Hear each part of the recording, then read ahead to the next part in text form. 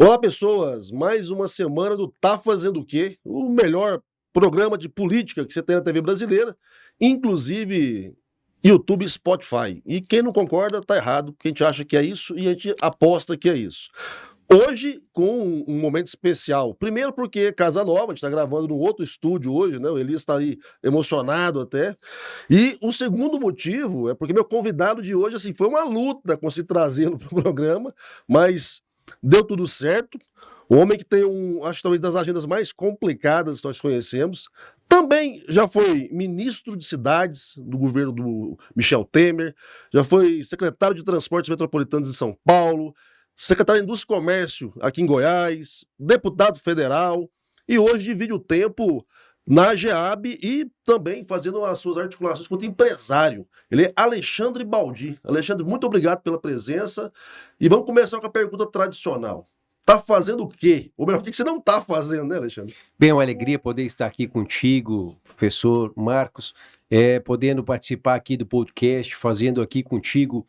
É um bate-papo, né, um tete-a-tete, um tá fazendo o que aí com todos que lhe acompanham, que possam me acompanhar, me conhecer melhor.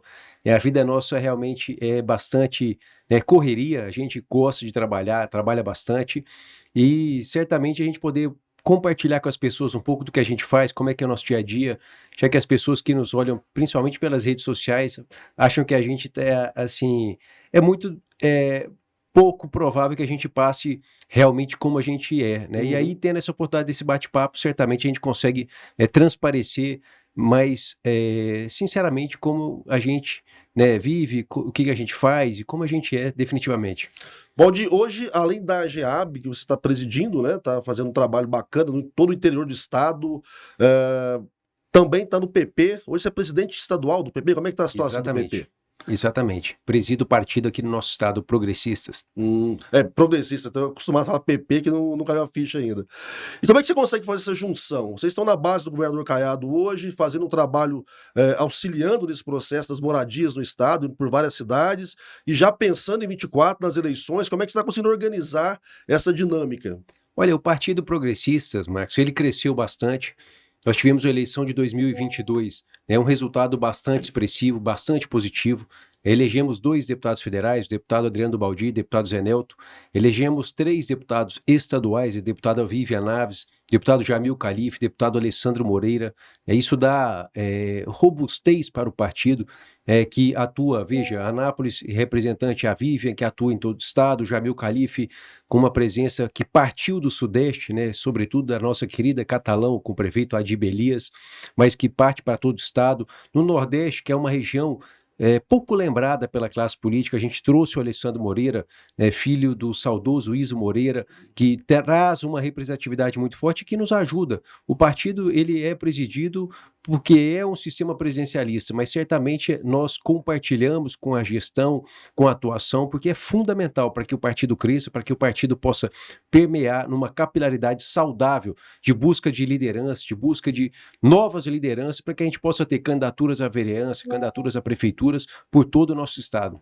E pensando em 24, já estou sabendo que há reforços vindo por progressistas. Como é que você está analisando o cenário das próximas eleições? A gente veio de um 2022 bastante belicoso, muita briga, e a campanha municipal ela tem uma dinâmica própria, né? Ela tem um outro processo, são outros prismas que as pessoas usam para analisar o processo político. Como é que estão enxergando o 24? Estão pensando em lançar em quantas cidades? O progressista está com um projeto de mais prefeituras, mais vereança? Como é que é o foco? Bem, Marcos, nós temos o trabalho de ser capilar. O partido foi o segundo que mais elegeu vereadores e prefeitos na eleição de 2020.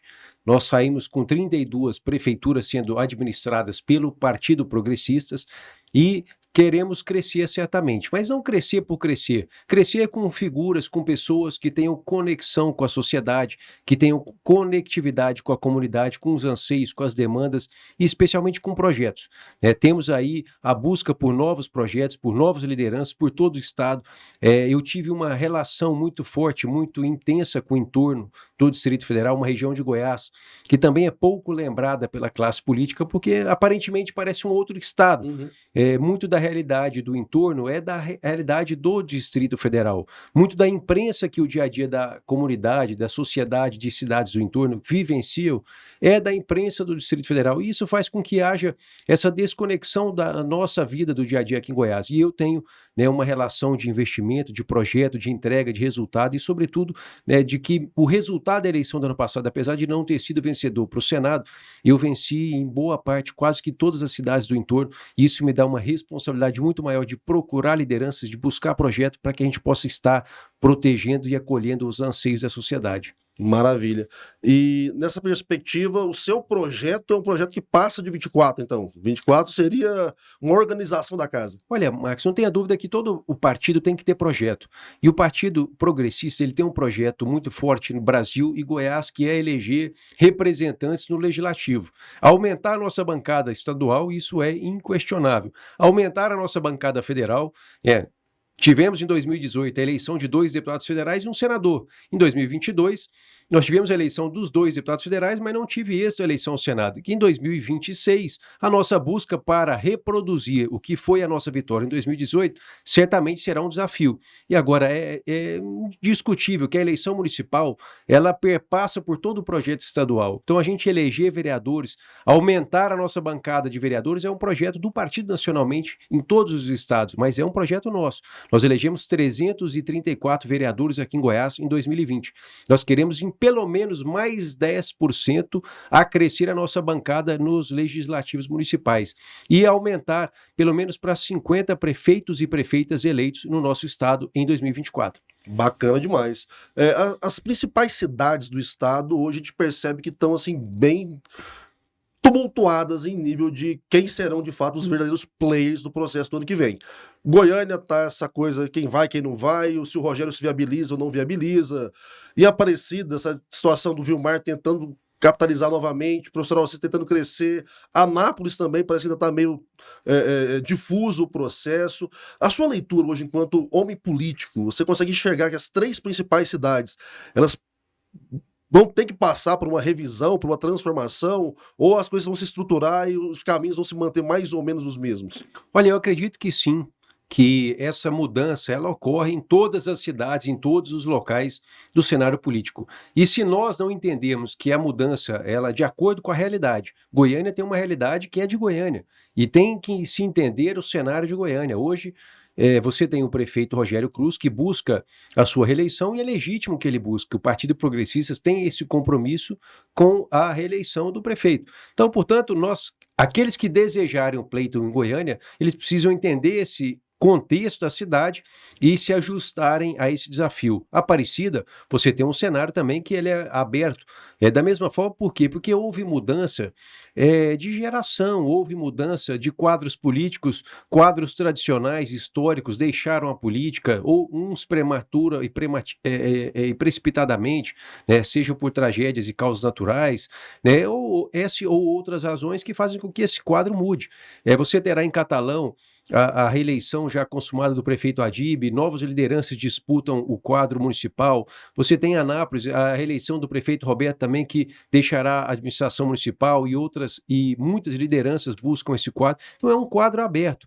Quando você encerra ciclos, certamente esse quadro ele se abre. E aí você tem que avaliar de cidade por cidade para poder ter, como Rio Verde, a reeleição do prefeito também já é consumada, o quadro está aberto. Quer dizer, os líderes eles tentam buscar a manutenção das suas posições de grupo, fortalecendo os seus sucessores em potencial, buscando que esses projetos possam permitir a sua continuidade em termos de grupo político. Agora, cada quadro é distinto, e nós temos que avaliar para poder sobreviver à busca de lideranças ou de projetos para cada uma dessas realidades em cada cidade. Maravilha.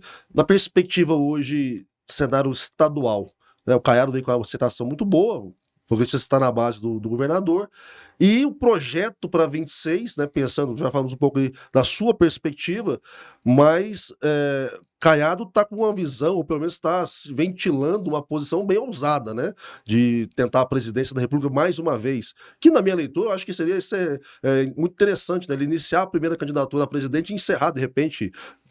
Se ganhar, uma hora vai ter que encerrar. Se perder, talvez encerre também a presidência. Você acha que é o momento de Goiás galgar esse espaço, Baldi?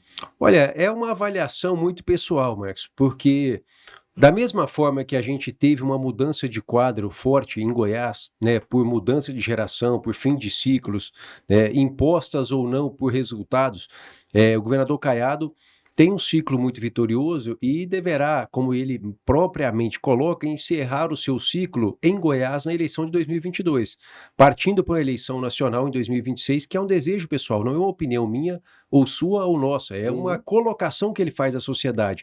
Portanto, ele parte para uma disputa nacional em um momento que você tem o ex-presidente Bolsonaro fora do quadro eleitoral por conta de não estar elegível para participar da eleição, e você tem quadros que têm a mesma capacidade de arregimentação de forças de centro-direita e direita que o governador Caiado. Tem governador de Minas Gerais, governador do Paraná, creio eu, a senadora do Mato Grosso do Sul, são figuras que disputam esse espaço de centro-direita e direita.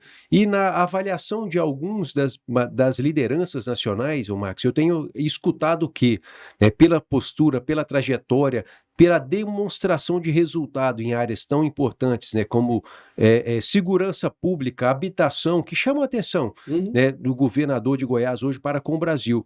O governador Caiado ele tem uma grande diferença em oportunidade de disputar esse espaço de centro-direita e direita para o quadro nacional. Lógico que, quando se avalia se essa disputa terá ou não o governador de São Paulo, pela própria exuberância do Estado, o número de 45 milhões de pessoas, mais de 30 milhões de eleitores, certamente o governador de São Paulo teria uma vantagem, mas ele não disputando essa vaga, ele não disputando essa eleição, como ele já se manifestou publicamente, eu não tenho dúvida que o governador Caiado terá a maior chance por ter aí a maior envergadura de representar essa parcela tão expressiva da população brasileira numa disputa aqui para 2026. Eu concordo muito contigo, eu tenho avaliado isso já há algum tempo, em algumas entrevistas, e de fato, eu vejo hoje o Tarcísio como uma tendência, mas ele tem o tempo a favor dele, então acho que uma articulação ali comporia muito bem nessa perspectiva mas de você tem centro-direita o presidente do PSD, que tem o sonho de ser o vice dele, para almejar a chegada a governador do estado, que é o Gilberto Kassab, que ele não só torce, como ele articula forte e ativamente a manutenção do governador Tarcísio no governo, no Palácio dos Bandeirantes, a disputa pela reeleição. Você tem também o próprio governo federal, na pessoa do presidente Lula, que busca para que o governador de São Paulo se mantenha também ali na disputa local. E você entende que esse quadro ele é favorável ao governador Caiado e que certamente nessa busca, seja pelos seus membros políticos dentro do governo de São Paulo, seja pela conjuntura que neste momento se apresenta menos complexa para a disputa à reeleição, ele tende realmente a uma decisão como colocada para um quadro atual de disputar a reeleição ao governo de São Paulo. Você citou uma figura que é icônica no meio político, que é o Kassab, e uma vez entrevistando o Michel Magoo, ele disse uma coisa que eu achei muito interessante. O Kassab é um ator político que se fez indispensável na política, parece que tudo tem o Kassab ali envolvido e por trás articulando. Para mim hoje ele é um dos maiores articuladores da política brasileira. Mas pensando então, Baldi, nessa situação do Estado tendo essa representatividade agora, eu acho que, querendo ou não, traz luz para o Estado. Goiás passa a se tornar mais visível no país todo, e uma das dinâmicas que a gente percebe muito aqui em Goiás é o segmento empresarial começando a investir mais também aqui no Estado. E você é um cara que é empresário, você é um cara que tem várias empresas, que além da política continua atuando nessa questão empresarial. Como é que você enxerga, então, o nosso momento enquanto Estado? O que falta para Goiás se tornar a bola da vez do Brasil? Marcos, quando as pessoas podem estar nos assistindo, nos ouvindo e avaliando o que tem a ver um cara que vai ser candidato a presidente, que pode se tornar presidente da República, que vai mudar a minha vida. Mas eu vou te citar exemplos que são fáticos, são fatos que aconteceram e que acontecem hoje em cada um dos seus estados. Quando eu tive a oportunidade de estar ministro de Estado das cidades, você pega uma obra como o BRT de Goiânia, foi uma obra que eu liberei com a minha capacidade enquanto ministro para poder a Prefeitura de Goiânia executar a obra. Obras de habitação, como Cerrado 10, 11, 12, milhares de moradias foram deliberadas pela minha atuação. Você tem obras de saneamento básico, como a falta de água em Anápolis. Eu consegui acabar com essa realidade de faltar água todo ano em Anápolis com mais de 100 milhões de recursos que eu coloquei enquanto ministro. Os 380 milhões de reais que foram investidos naquele linhão de Goiânia para Aparecida de Goiânia, para também acabar com a realidade de falta de água em Aparecida Aparecida de Goiânia, eu tive a oportunidade de liderar quanto ministro.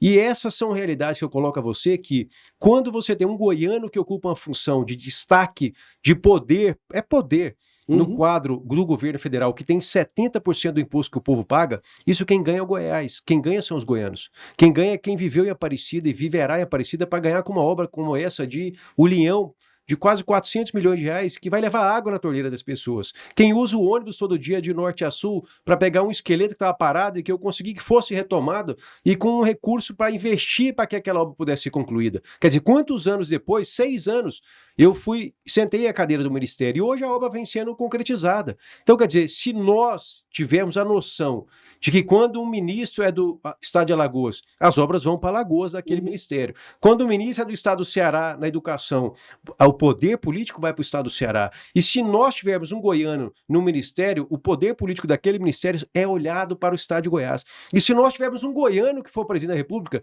o poder político do governo federal, que tem 70% do imposto que todo brasileiro paga, volta para cá, para o nosso estado de Goiás. Então quem ganhará não sou eu, Alexandre Baldi, não é você, Marcos Marinho, não é o João, a Dona Maria, são todos do nosso estado, porque os olhares serão voltados para cá. E nós vamos sofrer positivamente uma pujança, né, uma elevação de investimento em moradia, em segurança pública, em infraestrutura, em todas as áreas da saúde e educação, que você nunca terá visto da mesma forma anteriormente, porque é essa a história. Quando o presidente é do estado do Pernambuco, o Pernambuco dá um salto inacreditável. Quando o presidente é do estado de Minas Gerais dá um salto inacreditável, porque é natural que da onde ele veio, do berço político, aonde ele tem esses laços familiares, é que ele vai realizar e projetar os maiores investimentos que como a trajetória dele permitiu. Então isso é um ganho para nós, isso é um ganho para qualquer goiano, dos 7 milhões e 200 mil goianos, terá se ele ter alçado um goiano à presidência da República.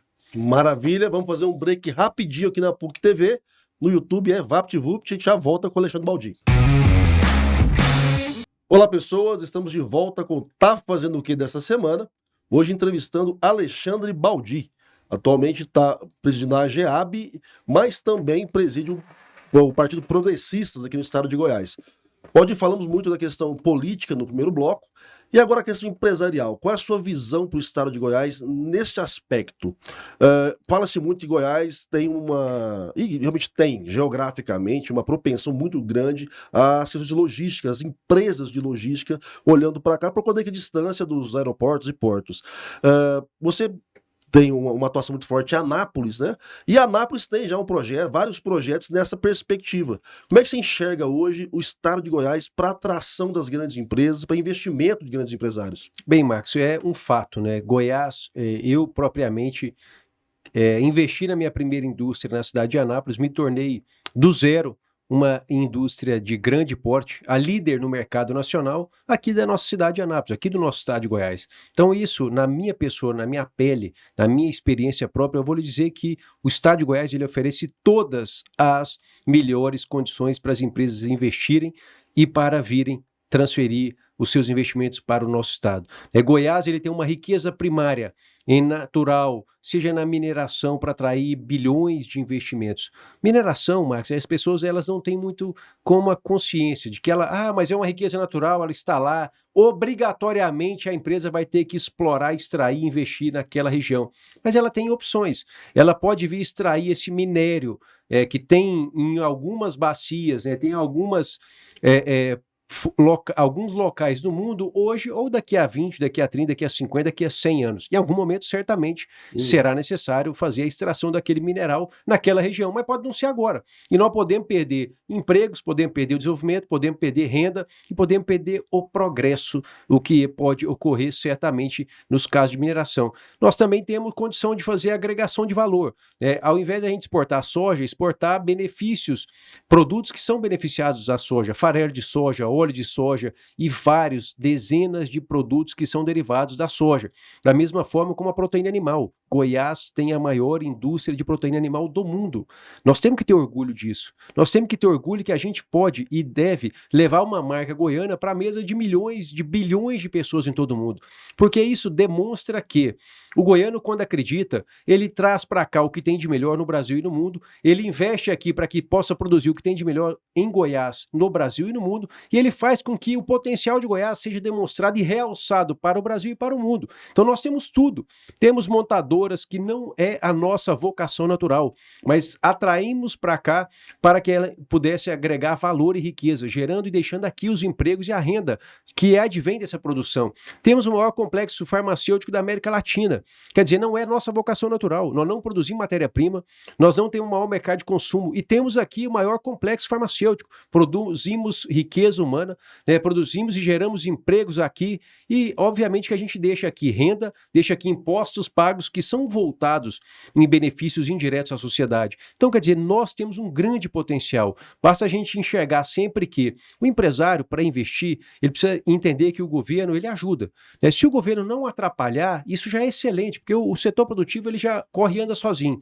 Se o governo, ele ajuda, ele faz com que o Estado cresça. Olha os números do Estado, né? Nós nunca teremos uma abertura de empresas tão numerosa quanto agora aqui em Goiás. E olha que eu já fui secretário dos Comércios. Eu deveria me vangloriar do meu período quando eu fui atrair investimento, mas nós estamos batendo todos os recordes. Nós estamos atraindo investimentos de todas as partes. Nós estamos gerando emprego como nunca. Nós estamos crescendo muitas vezes acima da média do Brasil. Isso nos dá, como goiano, uma enorme satisfação. Por quê? Porque o Estado está progredindo. E o progresso chama emprego. E o emprego chama renda. E o emprego e a renda e o progresso chamam qualidade de vida para o povo goiano. Maravilha, maravilha.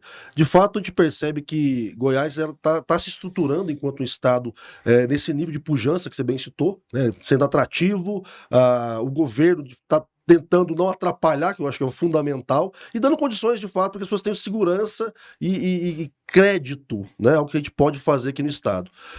No seu caso, Baldi, agora aquele papo de comadre, assim, empresário, fez uma pancada de coisa, construiu sua empresa, ganhou muito dinheiro. E política, como é que foi esse... não, agora eu vou pra política, pronto. E aí, porque você ocupou cargos de ministro, cargo de secretário, que é um cargo gestor, né? Tem muito a ver com a sua verba empresarial. Mas deputado, e sei lá se tem mais alguns objetivos políticos pela frente, mas a política pintou como esse rolê? Marcos, a política pintou como uma oportunidade de que eu pudesse retribuir a minha capacidade e o meu conhecimento no setor público. Eu não vivo do setor público, quem convive comigo, quem sabe, com todo respeito a todos que vivem, eu estou no setor público para poder fazer a diferença. Eu falo com a minha esposa que é contra que eu esteja na política, eu falo com a minha família que é contra que eu esteja na política. Ninguém da minha família nunca me apoiou a estar na política. Eles me apoiam porque me amam e porque acreditam no sonho que eu acredito. E que, de fato, eu hoje estou na GEAB, eu recebo um salário de presidente, eu dou o meu salário. E integralmente eu dou o meu salário para comprar mobília para as casas que a gente entrega e sorteia para uma família vulnerável. Então, quer dizer, eu nunca recebi salário do setor público, vivo, né, do que eu produzo como empreendedor, como a minha capacidade na minha iniciativa privada, que não tem conflito, né, que não tem nada de conflituoso com as minhas atuações no setor público. Então, Marcos, eu acredito que as pessoas de bem e do bem têm que entrar na política, porque senão nós ficaremos só com pessoas que são cabide de emprego, só com pessoas que não têm capacidade de transformação, que não têm capacidade de gestão, que não conseguem transformar e realizar nas funções que têm a oportunidade de coexistir. Eu, quando fui deputado federal, eu tenho orgulho de dizer, poxa, eu fui um legislador, eu fui o maior relator naqueles 4 anos na Câmara Federal. Eu relatei matérias econômicas, sociais, de desenvolvimento, de progresso, com validação de incentivo fiscal. As pessoas falavam há mais de 23 anos que ia aprovar uma lei que dava segurança para indústrias que vieram para Goiás, para que permanecessem em Goiás. Quando nós tivemos lá uma agência Lever em Rio Verde, que foi show, porque deixou de ser competitiva e foi para outro estado. E o que é essa lei? Eu dei condição que aqueles que investiram em Goiás, como uma Caoa, como uma Mitsubishi, como uma Neoquímica, como um Teuto, como indústrias que não são vocação natural do estado, porque não estão aqui para extrair riquezas naturais, como o agro, né, como a pecuária, a agricultura, a mineração, que poderiam transferir a sua indústria para Minas Gerais, para São Paulo, onde estão os grandes centros de consumo. A gente olha para cá e fala assim, não, vamos ter essa capacidade de realizar ao serviço do nosso povo. Vamos ter essa nossa capacidade do poder político que nós conquistamos, Marcos, para que seja a serviço do nosso povo. O governador Caiado me deu aqui a missão de buscar 4.000 moradias pelo Minha Casa Minha Vida com o governo federal, nós buscamos 7. Quer dizer, isso é o quê? É a força política que eu construí com o meu grupo político nacional, com as pessoas que eu tenho em relação em Brasília, para trazer de volta para o meu estado. Não é para mim. Eu não vivo da política, não tenho nada de qualquer coisa que seja direto ou indireto com qualquer lugar do estado, goiano ou brasileiro, para justamente poder dizer, a minha alegria, o meu hobby é transformar a vida das pessoas para melhor. E eu me encontrei no Estado, me encontrei na vida pública e na política. Então é isso que me traz para poder viver a vida política. Isso é que me traz para viver a vida pública.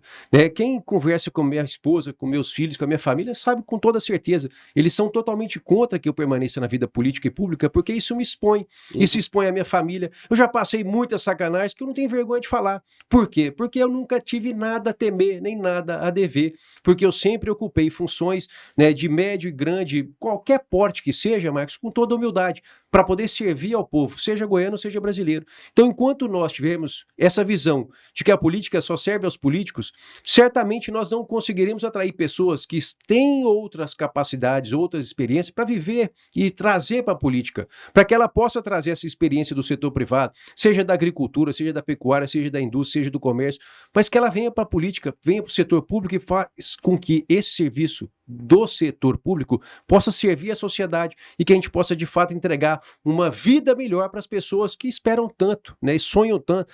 Ela precisa de um hospital, ela precisa de um posto de saúde, precisa de uma escola, de um ônibus escolar, de uma creche. Poxa, tem gente que espera por creche aí por anos. Isso é um direito natural, porque a mãe precisa trabalhar. E aí você fala, quando eu trouxe um número de ônibus escolares para Goiás, eu fui capa de um jornal atacado por isso. Você imagina só, se eu queria que eu entregasse ônibus escolar para onde? Para o Rio Grande do Sul?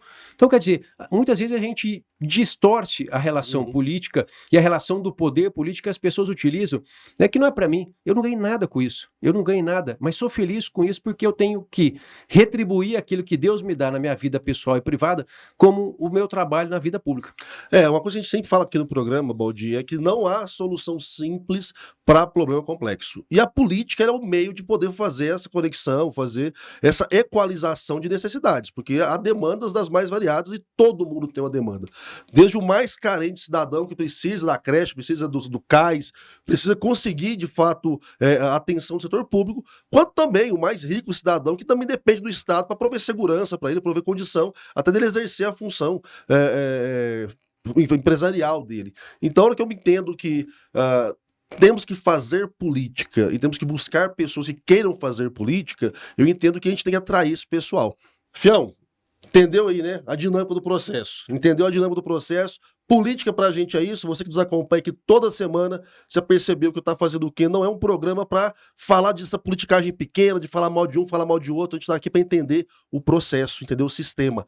E o sistema ele é operado por pessoas, então as pessoas vêm aqui, se apresentam, mostram o que estão fazendo, Quem não vem aqui, pior que eu pergunto, tá fazendo o quê? O cara não tá fazendo nada. Então quem tá fazendo alguma coisa, senta aqui e conversa com a gente. Baldinho tá chegando no final do programa, quero te agradecer demais, a sua vinda e toda a sua explanação sobre a sua atuação, sobre a sua crença na atuação política, eu acho isso mais importante, até para deixar de recado para essa juventude que nos acompanha, a gente está na PUC TV. Não comentei, mas o Baldi também é filho da PUC, Você formou na PUC em Direito.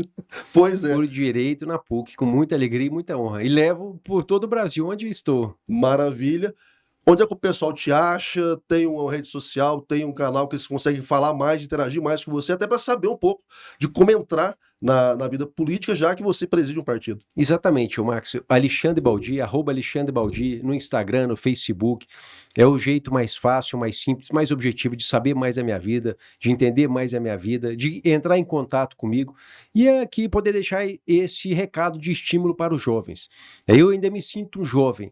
Hoje, cada vez mais a gente vive mais longevo e aquela meninada de 18, 20, 22 que tem desestímulo, que descrença pela política, não se desanime, porque cada vez mais que a gente deixar ser levado, nós seremos levados como a correnteza do mar, para onde não sabemos, de que forma não saberemos, mas uma dúvida não terás, que você não terá um final feliz. Quando a gente entende o meio, para que a gente possa aprender com ele e vivenciar a parte dele para alcançar melhor o fim, certamente as histórias são as melhores para nós e para todos. Maravilha, muitíssimo obrigado mais uma vez. Hoje com a gente aqui está lá o Elias, do Opel de Elias. Nós temos uma outra editora hoje que é a Isabela, está ali das picapes. E vamos fazer aquele brinde maroto para fechar o nosso boteco.